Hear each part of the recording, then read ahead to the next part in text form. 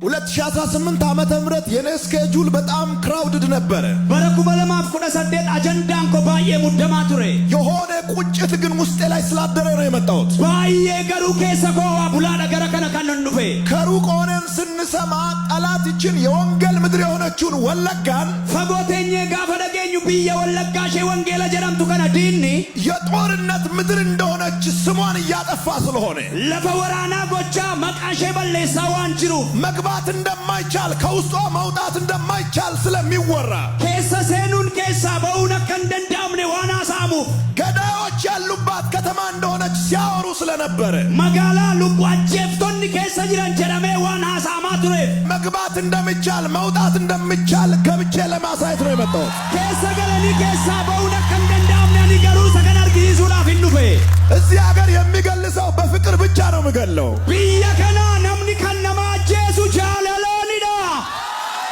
ወለጋ የመጣ ሰው በፍቅር ብቻ ነው የሚሞተው። ነምኒ ለፈ ወለጋ ዱፌ ከነኒዱ ጃለላን ዱዋዳ ትናንትና በእግሬ እየተመላለስኩ ነበር፣ በጣም ተመችቶኝ። ከሌሰ ሚለ ኮዳን ቢየነጋ ሰበበ ተፍ ከሰደደ ቢያንቱሬ ወለጋ አይነት ሰላም ያለበት ከተማ አላየሁም በአሁኑ ሰዓት።